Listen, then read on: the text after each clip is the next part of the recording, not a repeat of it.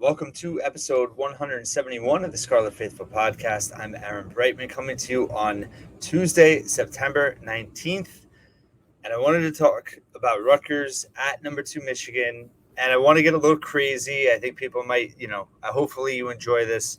But I thought about it, and I'm very guilty of this in that we need to be more positive, right? Rutgers, what they're about to face, it's a daunting challenge. They're not expected to win.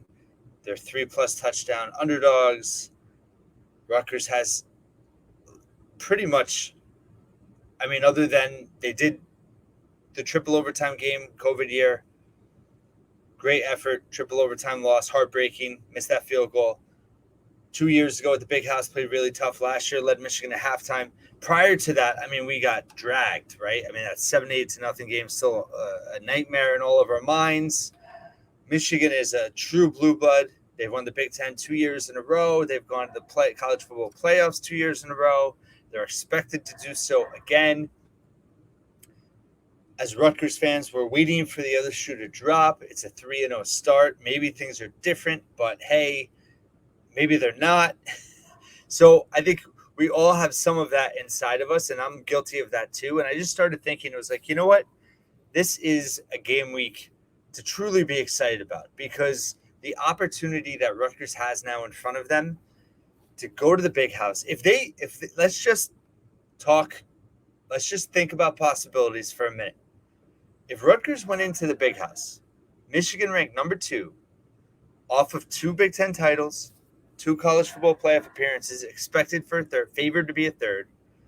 If Rutgers somehow goes into the Big House and wins on Saturday, it'd be the biggest story in college football this season over Colorado. It would be the biggest win in program history, and it would completely change the narrative of this season, of this program, pretty much overnight.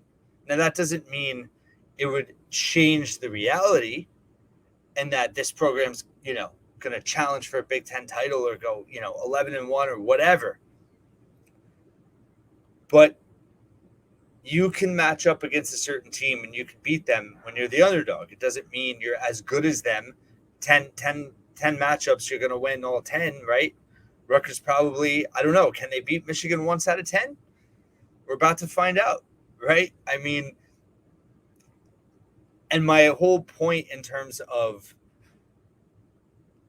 if you look at the possibilities, there is a visible path to how Rutgers can win this game.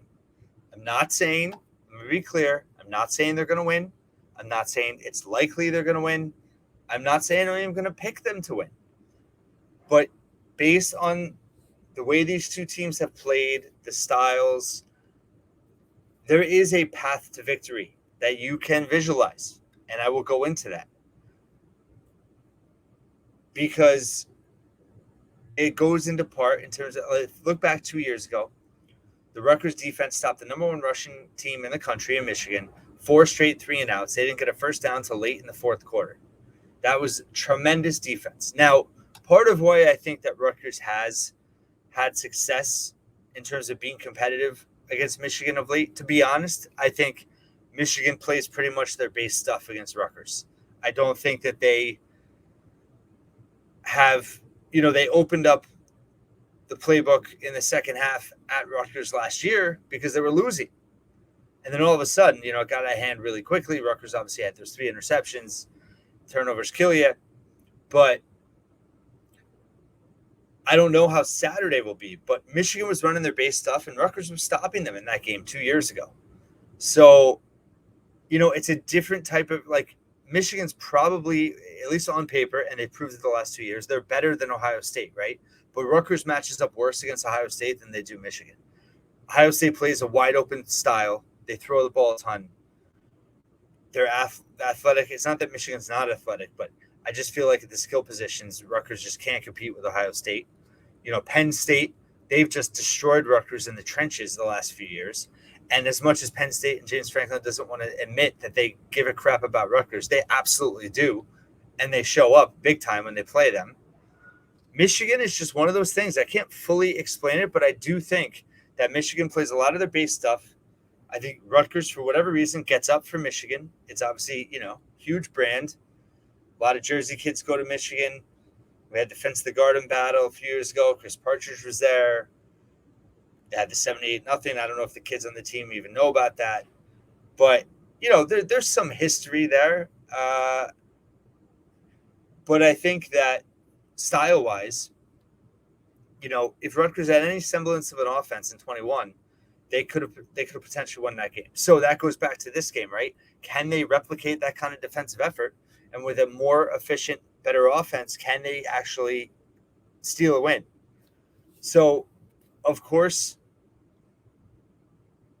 defense has to show up. But what I'm encouraged about, and why I'm encouraged for the season the rest of the way, is that the way Rutgers has won the first 3 games, right? Last year, when they went 3-0, the year before, they sweated out some games. They had some obvious flaws. This team is not perfect by any means, but they have won these 3 games pretty handily, but also in a way that is conducive to winning, right? They control the clock. They don't make many mistakes. They capitalize on the mistakes of their opponents, and they wear teams down. And that is a winning formula. Can they do that against Big Ten teams? I mean, they're probably more likely to do it against a Michigan State, Maryland, Indiana, right, than a Michigan. But let's look at Michigan. They had J.J. McCarthy, gets a lot of praise, was in that conversation, had 3 interceptions against Bowling Green last week. I don't know if that's a good thing or a bad thing. Is that a bad thing for Rutgers because now he's going to be super focused, he's going to make his corrections, he's going to be lights out on Saturday? Or is confidence creeping in? Is it a bit of an issue in his head? If Rutgers gets some pressure on him, which they have, leading up to this game, is he going to make some mistakes? Can Rutgers grab an early turnover? Can they then capitalize on that? If Michigan goes down a little bit, Rutgers needs to be a front-running team, right? They're not. If they turn it over twice in the first quarter and they're down 14-0 with 3 minutes to go in the first quarter, I mean, it's going to be very hard for them to come back. If they can keep it close, if they can grind it out, Michigan makes a mistake here or there. If it's 14-10 in the fourth quarter, I mean, that is a game for the taking. So how do they get there? So obviously the defense has been swarming, multiple contributions all around the defense. They're going to have to do their thing. They're going to have to be disruptive. They're going to have to get pressure on McCarthy. They're going to have to force turnovers. They're going to have to tackle well. They're going to have to limit penalties. And they're going to have to bend but don't break. And they're going to have to do all the things that they've done so far to be dominant. They don't need to be dominant this game, but they have to be pretty darn good. The offense, yes, Michigan's going to stack the box. They're going to force Wimsatt to throw. I don't think this is the type of game that Wimsatt has to throw for 300 or 400 yards. Wimsatt is not going to be – he's not going to turn into a 70% passer. He's just not. But what he is turning into, and he's been a lot more accurate with short passes under 10 yards, but he's also come through in the clutch in certain situations in deep passes, big pass plays. He's got to complete a few on Saturday, right? He's got to be able to open up the offense by throwing down the field and making some completions. He doesn't have to be lights out. He doesn't have to throw for 300 yards, but he's got to convert some third down throws, hopefully the third and short, but he's got to make some plays. He's got to, a couple, Rutgers is going to have to take some shots, maybe not a lot, but they're going to have to take a couple shots. Can he hit those shots? If they throw deep twice and he can connect, completely different game. If they throw twice deep and 2 incompletions, then you're going to have a hard time keeping up. But his ability to run and his ability to not turn the ball over, those are 2 key factors in this game, of course, two key factors in his success in any game. And the run game, obviously, for Rutgers then would benefit, right? Can the offensive line give Wimsatt enough time to pass in pass protection? Can Rutgers run the ball? Is Sam Brown going to get more carries? Is Manungai going to still be effective? Is Jasson Benjamin going to be a good change of pace? Are they going to throw to the running backs a little bit more? Is Aaron Young going to be back to be able to make some catches? He's had success against Michigan in the past. What wide receivers will they get involved? Dremels looked pretty good. Ja'Quay Jackson had that one big game. not much otherwise. Ian Strong had some more targets this past Sunday, wasn't able to connect. So they need something, right? They got to get something going, but it's going to be ball control. Can they keep the ball? They're going to run the clock down. I mean, that's the thing with Bowling Green. That's how they kept it close for a while. Is that Michigan turned it over, Bowling Green kept the ball, and that's how you stay in the game. And that's how Rutgers is playing, and that's what I'm talking about in terms of encouraged. They're not going to have to play some different kind of style to win this game. They're not going to have to play a perfect game. They have to play very, very, very good, but they have to play the same way they've been winning already. That's how they have to win this game. And football is all about reps. It's all about repetition, corrections, habits, winning habits. And so far, Rutgers has had winning habits. And that's why they've won easily in all three of their games. Now the competition ramps up, but they can't force it, right? Whimsic can't all of a sudden try to make something out of nothing. The offensive line can't get sloppy and start holding. They have to be smart. They can't afford drops. They can't afford missed tackles. They can't afford silly penalties. They can't afford muff punts. They can't afford missed field goals. They have to execute the opportunities they get, and they have to be able to put themselves in a position where when Michigan makes a mistake, they capitalize. And that's the key. And then they're able to grind out that clock. So to me, that there is a very specific and, by the way, realistic path to victory there. Now, again, Rutgers is going to have to play their best game by far, probably their best game in a long time. But the style of play, the way in which they can win, that's how they've been doing it in this season so far. That's why they've impressed people, because they're not just squeaking by. They're dominating their opponents by playing sound, fundamental, winning football. They're a well-coached team. I don't think they're going to be intimidated going to Michigan. I really don't. The fact that they played them really tough 2 years ago, Shiano has given them an edge in terms of mental, physically. I think they're better than they were last year. That second half is probably going to, really not sit well with this team. They're going to bring that up all week, I'm sure. I just want to see this team put up a really good fight, and as fans, let's not get in the fetal position before we need to, right? Because this is a tremendous opportunity for the program. And Rutgers has that streak. I mean, they haven't won a ranked game. What is it, 2007, 10? It's something crazy. It's like 30 games in 15 years.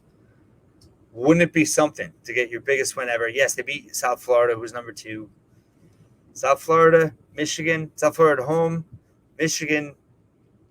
It would be the biggest win in program history. It would be the biggest story in college football. It would change the college football landscape. It would change the trajectory of the season. It would change the trajectory of the rebuild. It would definitely open eyes recruiting-wise. It would do wonders for Rutgers football.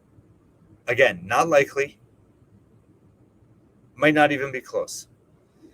If Rutgers starts self-destructing a little bit, pressing, making mistakes, Michigan's going to capitalize. It could be a blowout.